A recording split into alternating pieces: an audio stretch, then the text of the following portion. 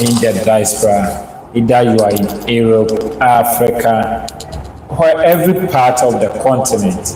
That's what we say. We say Ayiko to Obia because very soon Ghana is going to celebrate its 67th Independence Day. But tonight, because of we as a legend, we try as much as possible to learn from the legend. So tonight we chose to go in religion, and religion we try as much as possible to get information about the person Prophet Muhammad. When you say Prophet Muhammad, what comes into your mind? When you say Prophet Muhammad, how do you see it? If you are a Muslim, who is Prophet Muhammad to you? If you are a Christian, who is Prophet Muhammad to you? So tonight we are going to try as much as possible to give a vivid information about Prophet Muhammad. We will be taking this from Wikipedia. That's the best place we have, or you will get a confirmed history about person. So let's start and look at the history of Prophet Muhammad.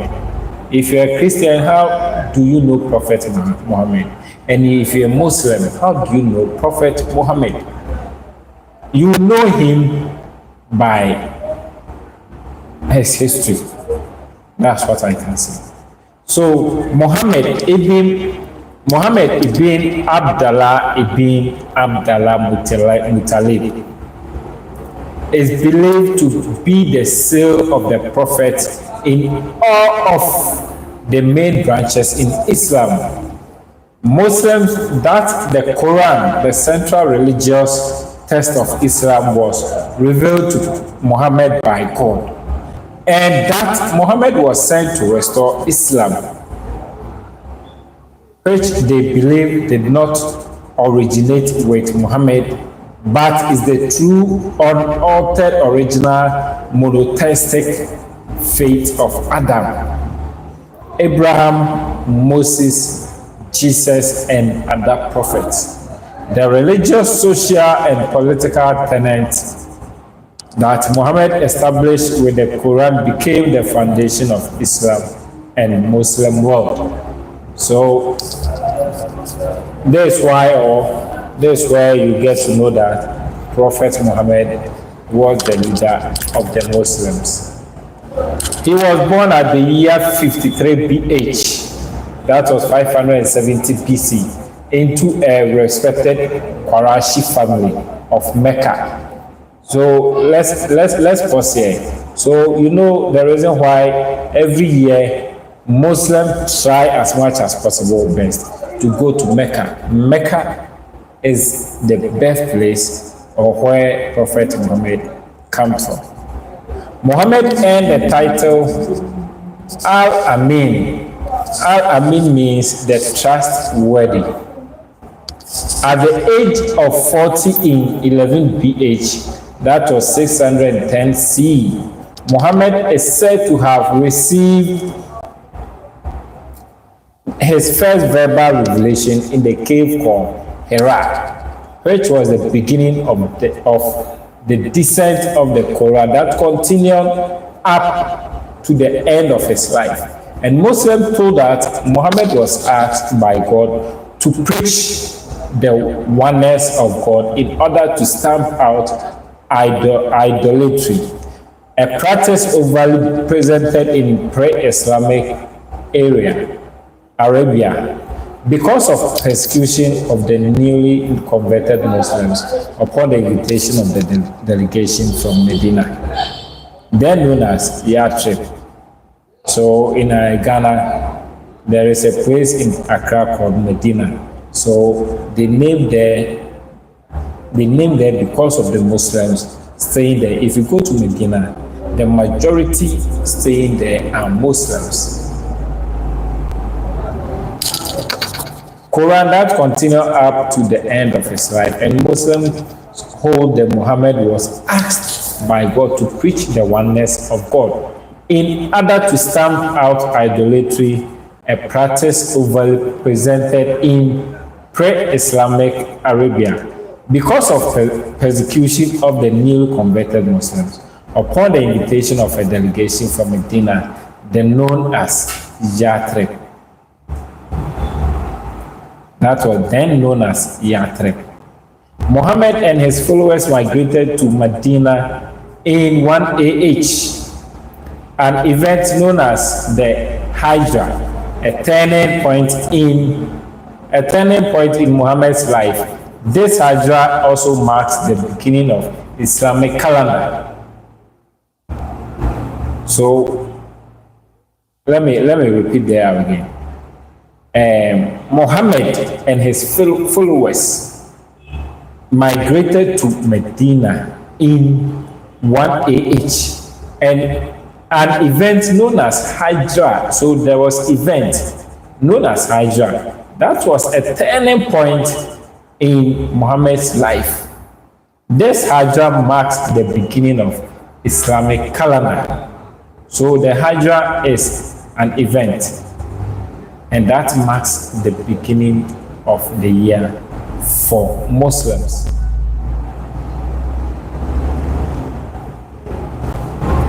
Let's continue from here. In Medina, Muhammad sketched out the constitution of Medina, specifying the right of and relations among the various existing communities. They formed an independent community and managed to establish the first Islamic state. Despite the ongoing hostility of the Meccans, Muhammad, along with his followers, took control of Mecca in 630 and ordered the destruction of all pagan idols.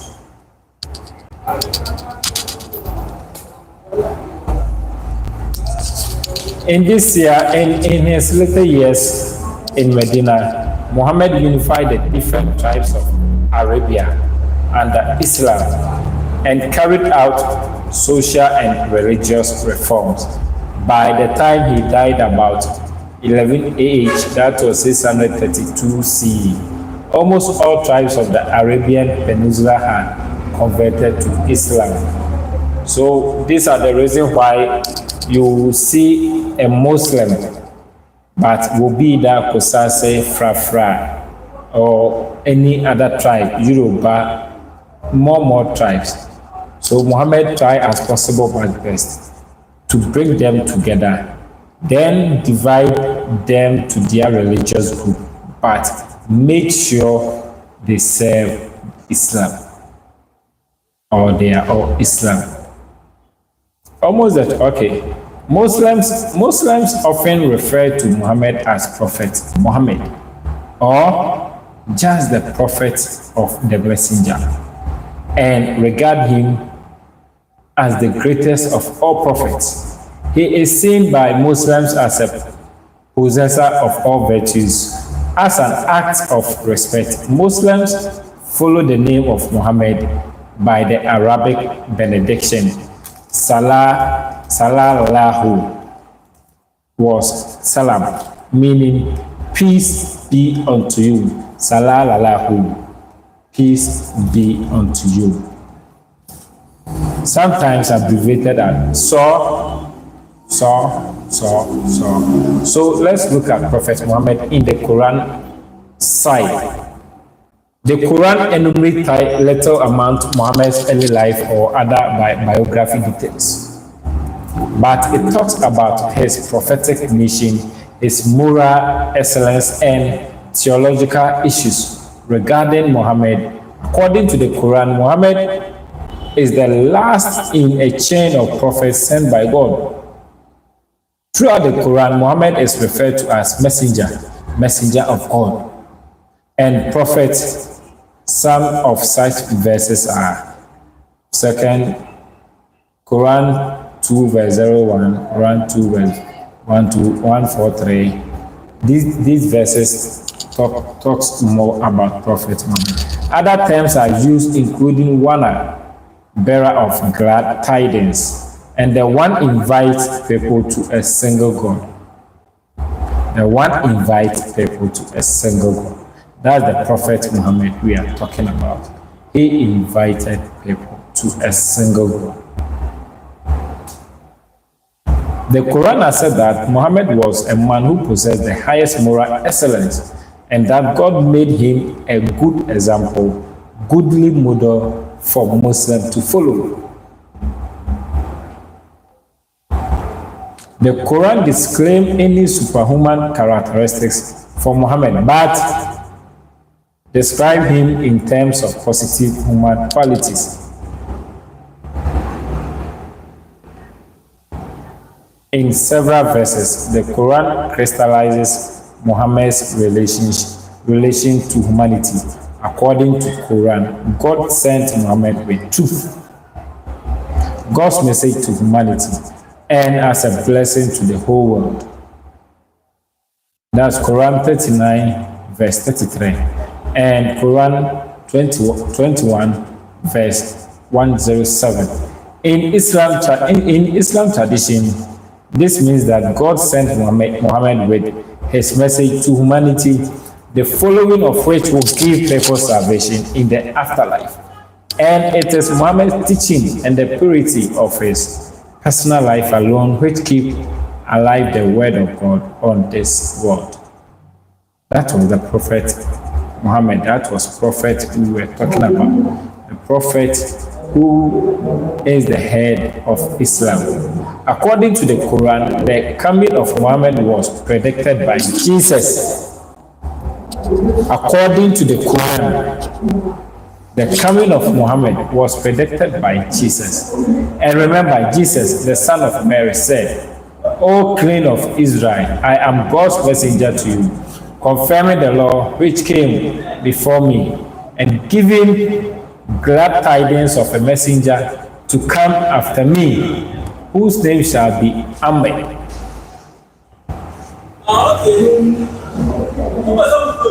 Yeah, no.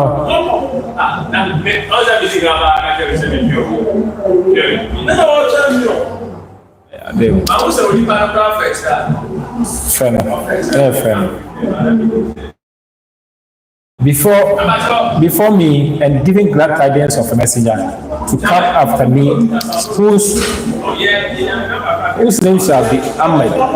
Quran, through this verse, early Arab Muslim claims legitimacy for this new faith in the existing religious traditions and alleged predictions. So guys, this is the end, or this is a bit or a gist story about Prophet Muhammad. So we will come back again and give you full details of Prophet Muhammad. Thank you. My name is Mike Figis. You are welcome to the Legends World.